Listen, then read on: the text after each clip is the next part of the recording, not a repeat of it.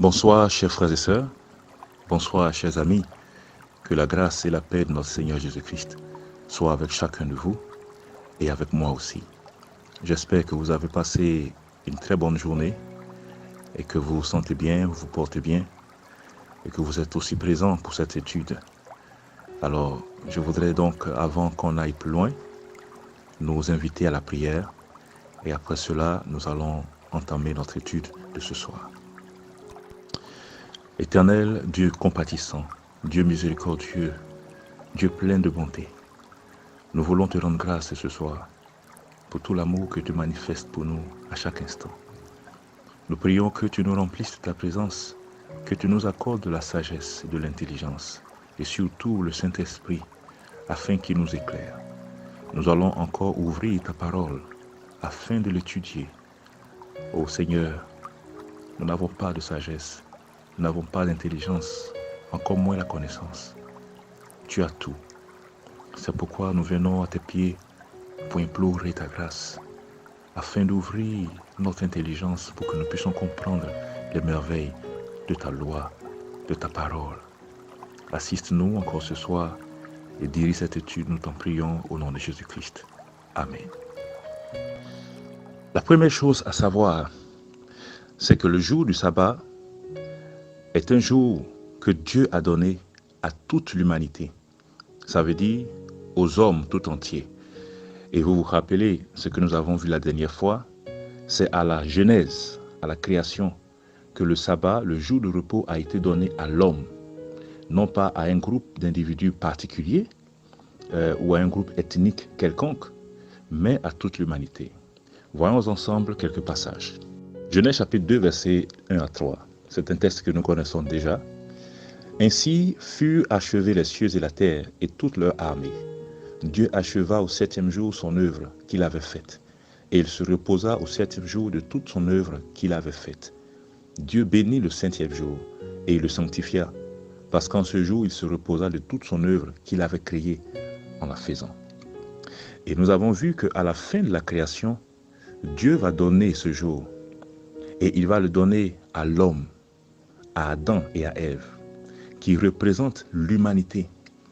Donc Dieu a toujours eu, je pense, selon ce plan de la création, que le sabbat soit le jour pour tous les hommes et non pas pour une catégorie de personnes particulières.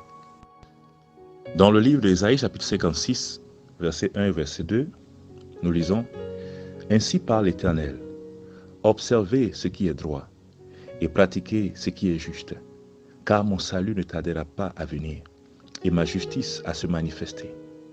Heureux l'homme qui fait cela, et le Fils de l'homme qui y demeure ferme, gardant le sabbat pour ne point le profaner, et veillant sur sa main pour ne commettre aucun mal. » Alors, Ésaïe nous fait comprendre dans ce chapitre que le sabbat a été fait pour l'homme, que le sabbat n'a pas été fait pour un peuple particulier. Parce qu'aujourd'hui, on entend dans la bouche de beaucoup de personnes, et même des chrétiens, qui devraient être des défenseurs premiers de la parole de Dieu, comme quoi le sabbat a été fait pour un groupe d'individus. Or, dans la Bible, nous lisons clairement que cela n'est pas fait ainsi. Bien au contraire, Dieu va créer ce jour, non pas pour un peuple, mais pour tous les peuples de la terre. Malheureusement, le péché va gâter beaucoup de choses et Dieu sera obligé de choisir un peuple qui sera comme son représentant, par lequel il passera pour communiquer sa parole au monde entier. Et c'est tout à fait normal si ce peuple reçoit de lui sa parole, puisque c'était son peuple, et ce peuple l'avait comme Dieu. Vous voyez? Et je vous conseille même de lire tout le chapitre d'Ésaïe 56, vous allez voir combien de fois le sabbat est important pour vous et pour moi, qui sommes considérés comme des étrangers. Dans le livre de Deutéronome, chapitre 5, c'est l'autre chapitre où vous pouvez retrouver les 10 commandements de Dieu qu'on a étudié la dernière fois dans Exode chapitre 20. Au verset 15, nous lisons ceci. « Tu te souviendras que tu as été esclave au pays d'Égypte et que l'Éternel ton Dieu t'en a fait sortir à main forte et à bras étendus. C'est pourquoi l'Éternel ton Dieu t'a ordonné d'observer le jour du repos. » En fait, ici, le Seigneur est en train d'expliquer à son peuple la raison pour laquelle il doit garder le sabbat. Vous savez, dans l'histoire, qu'Israël a été pendant près de 400 ans esclave en Égypte, et Dieu va l'en délivrer de par la main de son prophète, Moïse, qu'il va conduire. Et quand Israël est délivré de ce joug égyptien, Dieu va lui proposer de garder son sabbat. Et il lui dit qu'il faut te souvenir que j'ai été pour toi un sauveur. Je t'ai sauvé, je t'ai délivré. En d'autres termes, j'ai accompli une œuvre pour toi. En reconnaissance de ce que j'ai fait pour toi, il faudra garder mon sabbat. Et cela ressemble étrangement à ce qui s'est passé à la création. L'homme n'a pas participé à l'œuvre créatrice de Dieu. L'homme n'a créé aucune lumière, aucun arbre, aucun animal. L'homme n'a rien créé. D'ailleurs, même lui-même, c'est une créature, il a été créé. Donc Dieu va faire toute cette œuvre pour l'homme. Ensuite, il lui donne le sabbat. Et l'homme, en reconnaissance de ce que Dieu a fait pour lui dans sa vie, ou l'a même créé, l'homme se doit de se souvenir de ce jour. Il va également le faire avec Israël. Quand il sauve Israël, il accomplit cette œuvre de délivrance où Dieu a tout fait. Il dit, il faut garder mon sabbat. Donc le sabbat sera pour l'humanité comme un acte de reconnaissance de l'œuvre de Dieu. Donc si vous reconnaissez que Dieu a agi dans votre vie, qu'il est votre créateur, c'est lui qui vous donne à manger, qui subvient à vos besoins, qui vous guérit quand vous êtes malade, qui accomplit tout cela pour vous, sans même que vous ne dépensiez quoi que ce soit, alors en reconnaissance, vous devrez vous souvenir de son jour, de son saint jour et garder le sabbat. Et nous lisons dans Ésaïe 66, versets 22 et 23, « Car comme les nouveaux cieux et la nouvelle terre que je vais créer subsisteront devant moi, dit l'Éternel, ainsi subsisteront votre postérité et votre nom à chaque nouvelle lune et à chaque sabbat. Toute chair viendra se prosterner devant moi, dit l'Éternel. » Intéressant. Ésaïe nous fait comprendre que la question du sabbat, ce n'est même pas une question seulement qui concerne la terre, mais ça concerne l'éternité. Vous comprenez cela?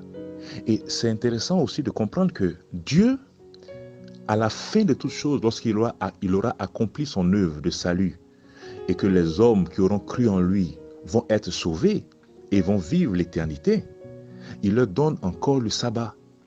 Donc le sabbat est vraiment le jour que Dieu offre à ses enfants parce qu'il a accompli en eux une œuvre importante.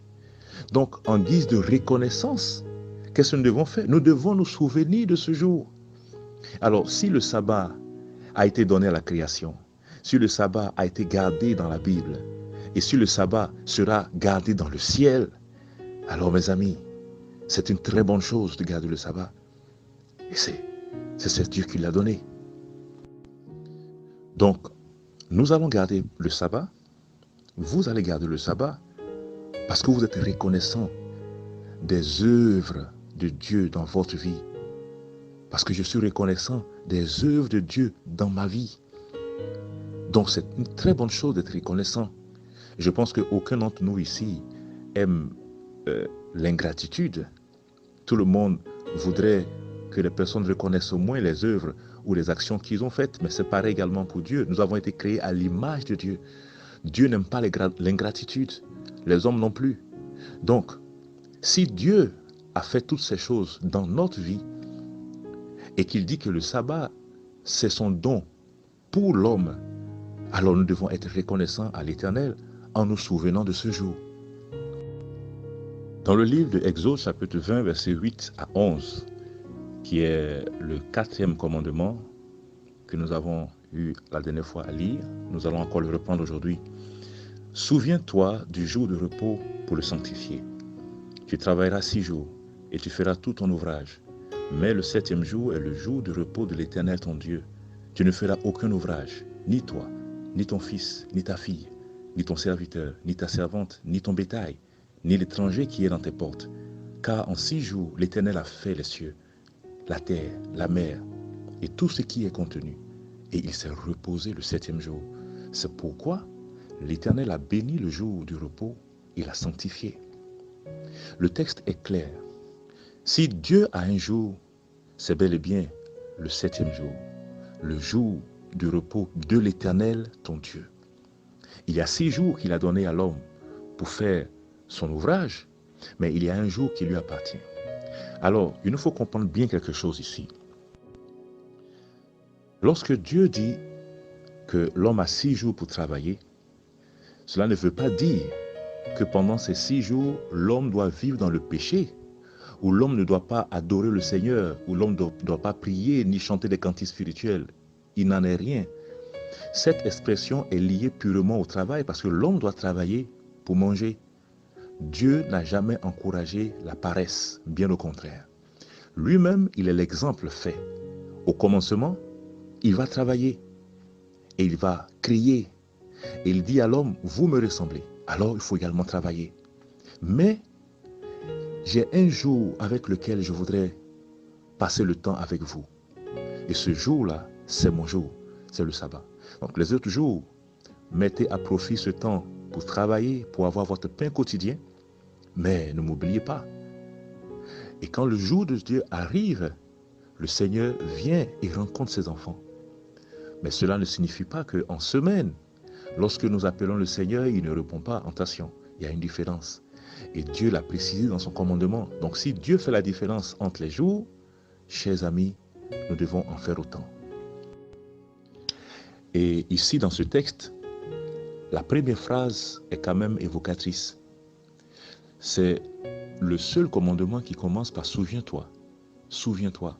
Cela voudrait dire que la question du sabbat, ce n'est pas une question qui a commencé avec Israël, puisque Dieu va remettre les 2 tables de pierre, les 2 tables des 10 commandements à Moïse.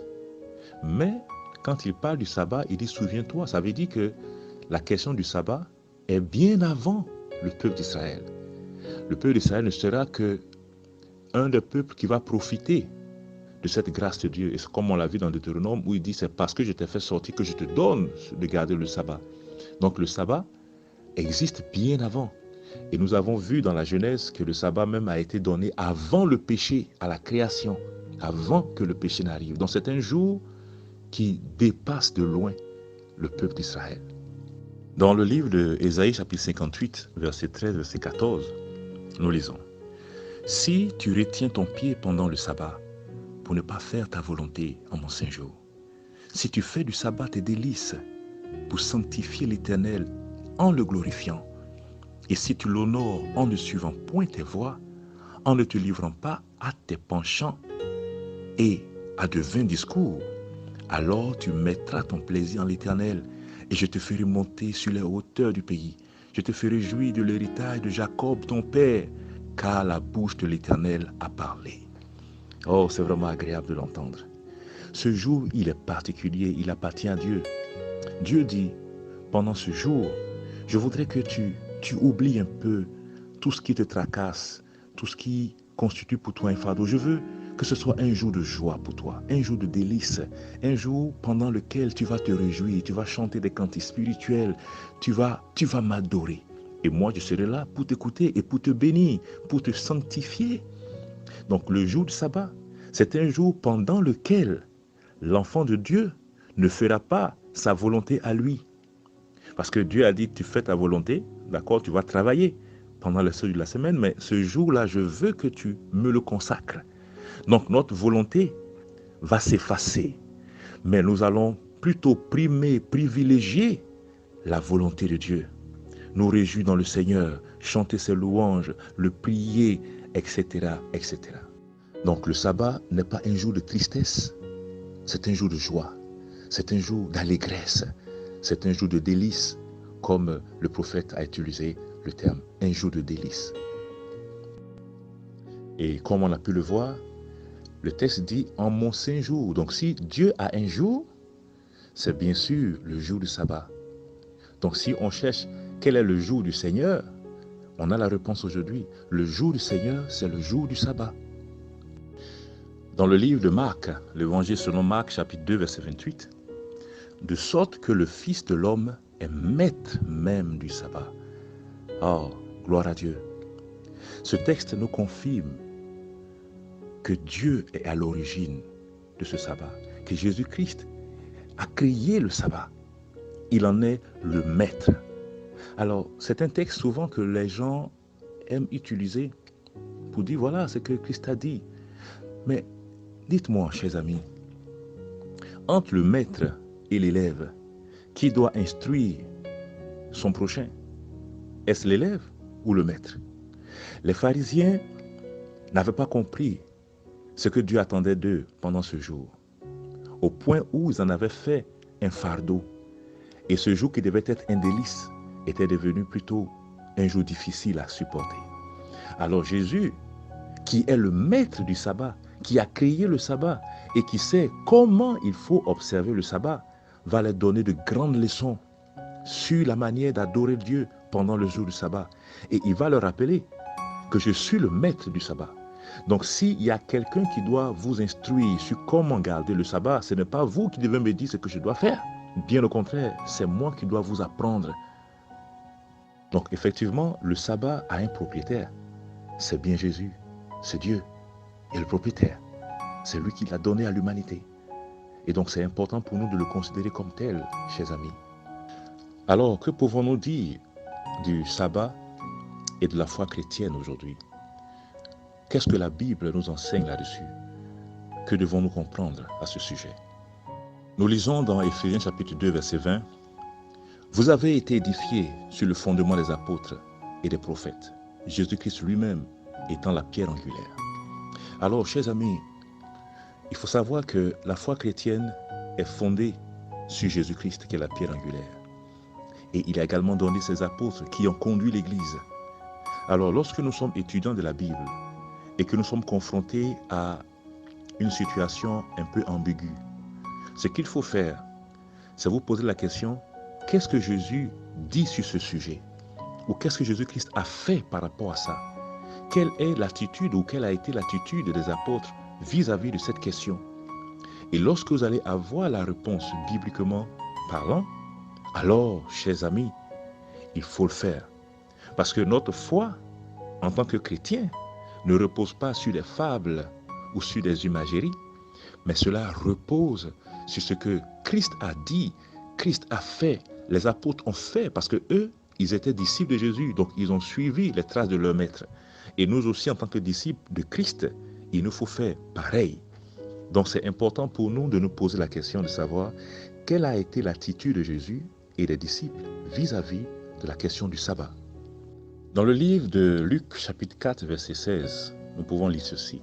« Il se rendit à Nazareth, où il avait été élevé, et selon sa coutume, il entra dans la synagogue le jour du sabbat. Il se leva pour faire la lecture. » Il s'agit là de Jésus. Jésus avait une habitude, il avait une coutume, quelque chose qu'il pratiquait tout le temps, et cela n'a jamais été mauvais. Parce que nous savons que Christ a vécu en respectant les lois de son Père. Et c'est ce que lui-même il a attesté. Et nous avons ça dans les Écritures. Donc Jésus, selon sa coutume, ses habitudes, il gardait le sabbat parce que cela était une bonne chose, car Dieu l'avait donné à l'humanité. Donc Jésus-Christ a gardé le sabbat. Matthieu chapitre 12, verset 12. « Combien un homme vaut-il pas plus qu'une brebis?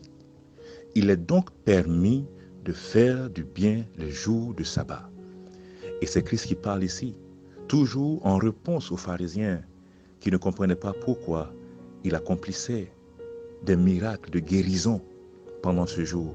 Je crois que la question que Prosper avait posée trouve ici sa réponse. Jésus dit que pendant le sabbat, il nous faut faire du bien, parce que cela est permis. Puisque le sabbat, c'est un jour de joie, un jour de bénédiction, un jour sanctifié. C'est un jour pendant lequel l'homme veut être restauré. Et Jésus, voyant l'attitude des pharisiens qui avaient fait du sabbat un fardeau plutôt qu'un jour de joie, va leur donner de grandes leçons. Et il va apporter la guérison, la délivrance, la liberté à ceux qui étaient opprimés. Et d'ailleurs même, c'était cela sa mission. Il dit, l'Esprit de Dieu est sur moi pour annoncer la liberté aux captifs, etc. Donc Jésus nous apprend que le sabbat est bel et bien le jour de Dieu. Et pendant ce jour, il nous est permis de faire du bien. Alors, si Christ dit qu'il est permis de faire du bien, alors on peut apporter notre secours à celui qui est en difficulté pendant le jour du sabbat. Si un frère, un parent est malade, on peut le conduire à l'hôpital pour que Dieu puisse le guérir aussi.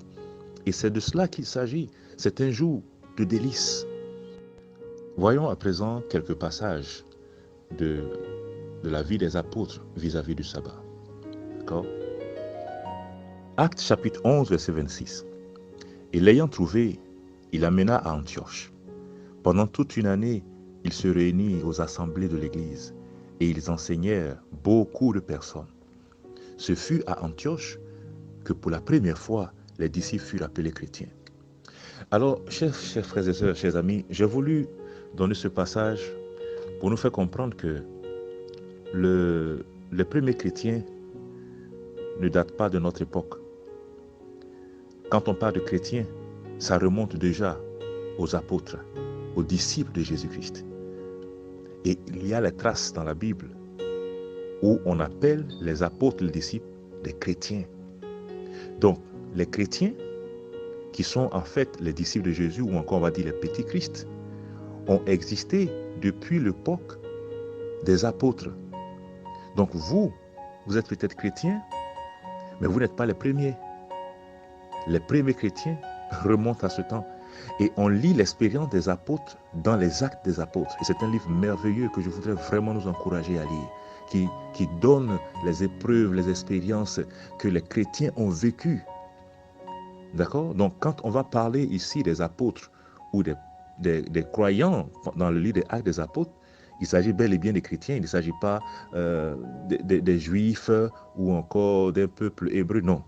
Il s'agit bel et bien des actes des chrétiens, actes des apôtres. Actes chapitre 15, verset 21. Car depuis bien des générations, Moïse a dans chaque ville des gens qui le prêchent, puisqu'on le lit tous les jours de sabbat dans les synagogues. Alors, il parut bon aux apôtres et aux anciens et à toute l'Église de choisir parmi eux et d'envoyer à Antioche avec Paul et Barsabas, Jude appelé Barnabas et Silas, hommes considérés entre les frères. Donc ici, on voit que les chrétiens avaient l'habitude, ils ont gardé cette habitude de se retrouver dans les synagogues pour adorer le Seigneur chaque sabbat. Parce que cela concerne toute l'humanité, pas seulement un seul groupe d'individus. Parce que vous savez très bien pour l'histoire, tous ceux qui suivaient Jésus-Christ étaient marginalisés. Les apôtres étaient persécutés. On cherchait même à les faire périr. Alors, si les apôtres voulaient vraiment se démarquer des Juifs d'antan, parce qu'ils ont tué leur maître Jésus, ils l'ont maltraité, et eux-mêmes sont poursuivis, sont pourchassés, ils auraient pu dire, mais bon, alors si eux, ils gardent le sabbat, voilà, ils disent que c'est leur jour, nous, puisqu'on nous sommes persécutés par eux, on va choisir un autre jour. Ils pouvaient le faire, mais ils ne l'ont pas fait. Ils pouvaient également dire, mais Jésus-Christ est notre maître. Alors, pourquoi ne pas décider d'être différent des autres parce que ceux-là qui sont en face ne l'ont pas aimé? Mais l'Écriture ne nous le dit pas. Actes chapitre 13, versets 42 à 44. Lorsqu'ils sortirent, on les pria de parler le sabbat suivant sur les mêmes choses. Et à l'issue de l'assemblée, beaucoup de Juifs et de prosélytes pieux suivirent Paul et Barnabas qui s'entretenaient avec eux. Il les exhortait à rester attachés à la grâce de Dieu. Le sabbat suivant, presque toute la ville se rassembla pour entendre la parole de Dieu. Vous voyez cela, c'est merveilleux. Les apôtres ont continué à garder le sabbat. Et ils le faisaient parce que cela était une recommandation de Dieu. Et chaque sabbat, ils se retrouvaient pour prêcher, pour adorer le Seigneur, pour parler de Dieu. Et les gens venaient se réunir parce qu'ils savaient que c'était le jour de la rencontre. Actes chapitre 16, verset 13. Le jour du sabbat, nous nous rendîmes hors de la porte, vers une rivière où nous pensions que se trouvait un lieu de prière. Nous nous assîmes et nous parlâmes aux femmes qui y étaient réunies. Paul se retrouve dans une ville où il n'y a pas d'endroit où les chrétiens se réunissent. Mais il est sûr que dans cette ville, il y a des chrétiens. Alors qu'est-ce qu'il va faire? il va se mettre à les chercher. Et quand le sabbat arrive, il sait que ce jour-là, les chrétiens vont se réunir. Alors, donc, s'il les cherche, il va les trouver. Il se met à les chercher et qu'est-ce qui se passe? Il les retrouve au-delà du fleuve. Et c'est des femmes qui étaient réunies pour prier. Alors, ce jour-là, Paul va prendre la parole et va leur parler de Dieu. Il va leur donner l'enseignement. Vous voyez cela? Donc, les textes sont encore nombreux. Et si vous lisez Actes des Apôtres, vous allez découvrir des textes et des textes, des passages et des passages où les apôtres, les disciples, les chrétiens se réunissent chaque sabbat pour adorer le Seigneur. Alors, la question qu'on peut se poser à présent, mais quel est le jour du sabbat? Quel est le jour du sabbat? Parmi tous ces jours, quel est le jour du sabbat? Alors, j'ai un texte que j'ai pour vous. Il y en a au moins 3 parce que c'est les évangiles qui en parlent. Et je vais prendre un parmi les évangiles pour que nous puissions comprendre. Dans le livre de Matthieu, chapitre 28, versets 1 à 6. On peut même lire déjà les versets précédents, chapitre 27, pour mieux comprendre. Il s'agit là de la mort de Jésus-Christ et de sa résurrection. Alors, suivons ensemble le texte. Après le sabbat, à l'aube du premier jour de la semaine, Marie de Magdala et l'autre Marie allaient voir le sépulcre. Et voici, il y eut un grand tremblement de terre, car un ange du Seigneur descendit du ciel, vint rouler la pierre et s'assit dessus. Son aspect était comme l'éclair et son vêtement blanc comme la neige. Les gardes tremblaient de peur et devinrent comme morts. Mais l'ange prit la parole et dit aux femmes, « Pour vous, ne craignez pas, car je sais que vous cherchez Jésus qui a été crucifié. Il n'est point ici. Il est ressuscité, comme il avait dit.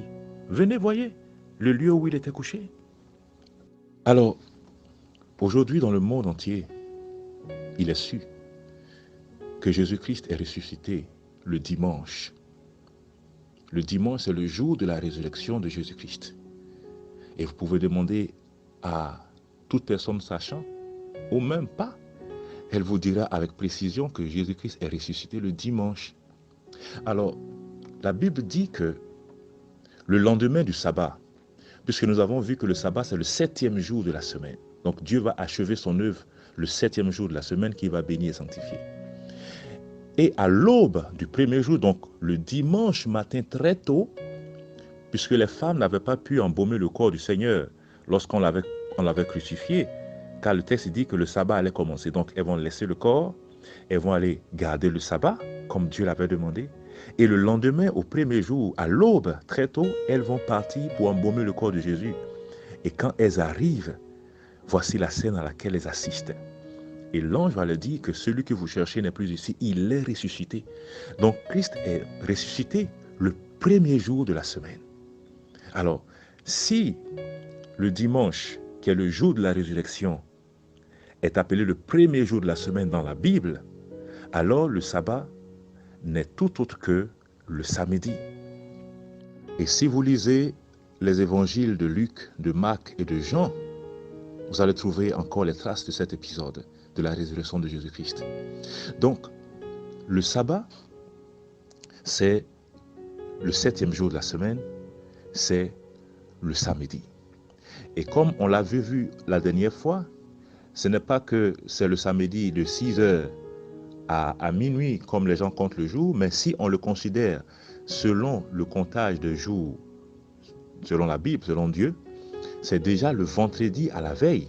Lorsque le soleil se couche, le vendredi soir, le sabbat va commencer et va s'achever le samedi soir lorsque le soleil se couche.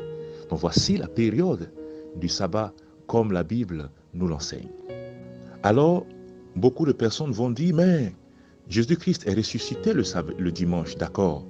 Mais parce qu'il est ressuscité le dimanche, c'est une victoire. Et donc, nous les chrétiens, nous avons choisi de garder le dimanche en souvenir de la résurrection de Jésus-Christ. C'est étrange, les amis. Tout à l'heure, nous avons vu que les premiers chrétiens, qui étaient même remplis du Saint-Esprit, parce qu'on se rappelle à la Pentecôte combien de fois l'Esprit de Dieu les a remplis, qui avaient l'Esprit de Dieu, et qui ont même vécu après la résurrection de Jésus, ils n'ont pas changé leur habitude de garder le sabbat. Et pourtant, on les appelait les chrétiens. Et ceux-là, ils étaient même les premiers témoins de la résurrection. Ils ont même vécu bien des années après que Christ soit parti. Comment se fait-il que eux qui sont chrétiens, qui sont remplis du Saint-Esprit, qui ont vécu la résurrection, qui ont vécu après la résurrection, donc les actes des apôtres en parlent longuement, ils n'ont pas décidé de changer leur jour d'adoration. L'Esprit de Dieu ne leur a pas demandé de le faire, Christ non plus. Et nous, aujourd'hui, nous allons peut-être nous prendre, excusez-moi de l'expression, mais nous sentir plus chrétiens que ceux-là. Il nous faut faire beaucoup attention, les amis, très attention. Et nous avons aussi étudié que la mort de Jésus-Christ n'a pas été donnée à l'humanité pour que Dieu change sa loi. Non, Christ est mort à cause de nos péchés pour que nous puissions être pardonnés et avoir la vie éternelle. Rien n'a changé. La loi de Dieu, elle est parfaite. Ce qui a changé dans la loi de Dieu, ce sont les lois cérémonielles. Or, dans les lois cérémonielles, on a aussi la trace des sabbats parce que chaque fête juive était appelée sabbat. Parce que le sabbat, comme on l'avait dit, c'est un jour de cessation, un jour de repos, un jour d'arrêt de travail. Et comme pendant leur cérémonie, leur fête cérémonielle, ils restaient à la maison sans rien faire, ils appelaient ce jour-là également sabbat. Donc vous allez voir qu'il y a le sabbat de la création que Dieu a donné à l'origine à l'humanité. Et il y a le sabbat des fêtes juives. Donc, si vous ne faites pas attention, vous allez confondre le sabbat de la création, qui est pour toute l'humanité et qui est le 4e commandement et qui n'a jamais changé, avec les sabbats des fêtes cérémonielles qui, eux, ont pris fin à la croix. Donc, quand on va vous dire, vous allez voir des textes où on dit que personne ne vous juge au sujet des fêtes et des sabbats, il s'agit bien et bien de ces sabbats-là que Christ va abolir sur la croix. Mais quant au sabbat de la création qui n'a rien à voir avec des fêtes cérémonielles, les apôtres, après la résurrection de Jésus-Christ, continuaient à garder le sabbat.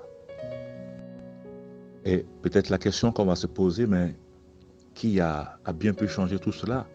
Parce qu'aujourd'hui, la majorité des chrétiens vont à l'église dimanche. Qu'est-ce qui a bien pu se passer? Où est-ce que le changement est intervenu? Est-ce que nous, aujourd'hui, qui sommes étudiants de la Bible, nous sommes en train de découvrir ce que Dieu est en train de nous enseigner? Que devons-nous faire? Ce sont des questions vraiment intéressantes et pertinentes. Et j'ai une vidéo que tout à l'heure je vais vous partager pour que vous puissiez voir et comprendre ce qui se passe en réalité. Mais continuons notre étude. Nous avons déjà fini. Voici 2 textes qui nous disent la même chose que je voudrais partager avec vous. Ézéchiel chapitre 20, verset 20. Sanctifiez mes sabbats et qu'il soit entre moi et vous un signe auquel on connaisse que je suis l'Éternel votre Dieu. Exode 31, verset 13. Parle aux enfants d'Israël et dis-leur, vous ne manquerez pas d'observer mes sabbats, car ce sera entre moi et vous, et parmi vos descendants un signe auquel on connaîtra que je suis l'Éternel qui vous sanctifie. Les amis, ce jour est spécial pour Dieu. Il a donné aux hommes et il veut les bénir, il veut les sanctifier, il veut les mettre à part. Dieu veut accomplir une œuvre formidable en nous. Et il dit que si nous nous souvenons du sabbat et que nous gardons ce jour, tout le monde saura que c'est lui qui est notre Dieu. Mais effectivement, puisque Dieu est le créateur du ciel et de la terre et c'est lui qui a créé le sabbat, Dieu a sanctifié ce jour et il a béni. Dieu lui a donné ce jour dans ses commandements. Donc tout ce qui se rapporte au sabbat est lié à Dieu. Donc celui qui va garder le sabbat, automatiquement, se lie aussi à Dieu. C'est pourquoi il dit que tous connaîtront que je suis votre Dieu, l'Éternel votre Dieu, celui qui vous renseigne. Parce qu'en fait, quand on se repose le sabbat, quand on garde le sabbat comme jour d'adoration, on reconnaît que nous sommes pécheurs et que c'est Dieu seul qui peut nous purifier. C'est lui qui peut nous rendre saints, qui peut nous sanctifier. Donc on compte sur la grâce de Dieu et non pas sur notre propre moyen, nos propres forces, non. On compte sur Dieu. Et il le dit clairement, sanctifiez mes sabbats, il faut que vous les considérez comme saints et qu'ils soient entre moi et vous un signe. Vous voyez, Dieu veut nous reconnaître. Et son signe, il le dit dans la Bible, son signe c'est le sabbat, auquel on connaisse que je suis l'Éternel, votre Dieu. C'est vraiment important, les amis, de le considérer avec beaucoup de sérieux. Alors, si nous voulons récapituler, Dieu a créé le monde. Au commencement, Dieu a tout fait. Il a donné le sabbat à l'humanité. Le péché est rentré sur la terre. Le peuple de Dieu, au temps de Moïse, va recevoir le commandement du Seigneur dans lequel Dieu va rappeler ce jour. Donc Moïse et le peuple d'Israël ne vont pas changer le jour du Seigneur. Bien au contraire, ils vont le garder. Quand Jésus-Christ arrive, lui qui est le chemin, la vérité et la vie, qu'est-ce qu'il va faire? Il va continuer à garder le sabbat. Il va même encourager les gens à faire du bien le jour du sabbat, à continuer à pratiquer le sabbat. Donc Jésus également ne va pas changer ce jour. Jésus va mourir, il va partir. Mais avant de partir, il va choisir des personnes pour continuer l'œuvre. Ses disciples, ses apôtres. Les apôtres, après Jésus, comme on l'a vu, vont continuer à garder le sabbat. Parce que c'est une loi de Dieu depuis la création. Mais aujourd'hui, après les apôtres, après Jésus, après Moïse, après la création, qu'est-ce que moi je fais du sabbat? Qu'est-ce que toi tu fais du sabbat? Qu'est-ce que nous faisons du sabbat? Allons-nous nous souvenir de ce sabbat comme étant le jour de Dieu? Ou allons-nous faire ce que nous voulons? Chers frères et sœurs, la Bible dit que même quand Dieu va tout recréer, quand il va faire de nouveaux cieux et une nouvelle terre, chaque sabbat, nous allons continuer à l'adorer. Donc le sabbat, c'est une chose qui ne peut pas passer. Et la dernière fois, nous avons lu que lorsque Dieu bénit, cela est béni pour toujours. Donc si le sabbat a transcendé le temps et quitté depuis la création du monde et va se continuer dans l'éternité, pourquoi vous et moi aujourd'hui, nous allons négliger ce jour ou nous allons même le considérer comme étant un jour dépassé ou un jour qui n'est plus valable aujourd'hui? Mais c'est une grave erreur, je pense. Il faudrait que nous fassions beaucoup attention, les amis. Alors, pour ce soir, nous avons terminé et je vais vous mettre la vidéo. Vous laissez juste le temps de la suivre. Elle ne dure pas longtemps. Et après cela, je vais faire la prière de fin et nous aurons terminé pour aujourd'hui. I have repeatedly offered $1,000 to anyone who can prove to me from the Bible alone that I am bound to keep Sunday holy. There is no such law in the Bible. It is a law of the Holy Catholic Church alone. The Bible says, "Remember the Sabbath day to keep it holy." The Catholic Church says, "No, by my divine power I abolish the Sabbath day and command you to keep holy the first day of the week." And lo, the entire civilized world bows down in reverent obedience to the command of the Holy Catholic Church.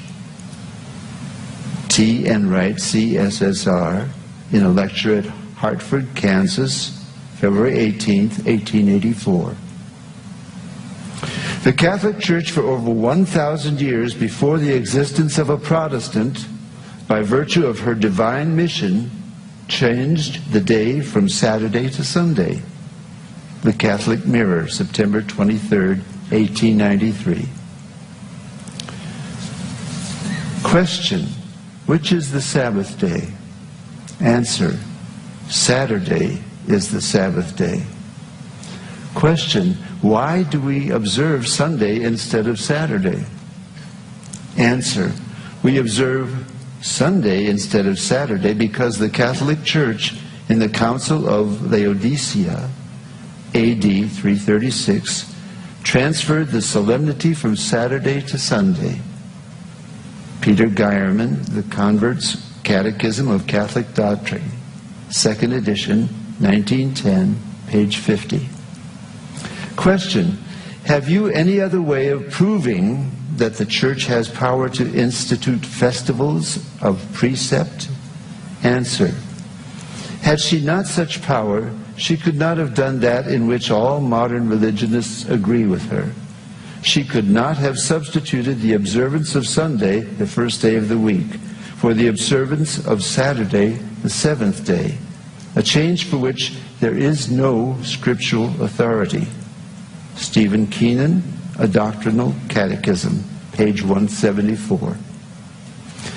There is but one church on the face of the earth which has the power or claims power to make laws binding on the conscience, binding before God, binding under penalty of hellfire. For instance, the institution of Sunday. What right has any other church to keep this day? You answer by virtue of the third commandment. The papacy changed the fourth commandment and called it the third, which says, remember that thou keep holy the Sabbath day. But Sunday is not the Sabbath. Any schoolboy knows that Sunday is the first day of the week. I have repeatedly offered $1,000 to anyone who will prove by the Bible alone that Sunday is the day we are bound to keep, and no one has called for the money. It was the Holy Catholic Church that changed the day of rest from Saturday, the seventh day, to Sunday, the first day of the week. T. Enright, CSSR, in a lecture delivered in 1893.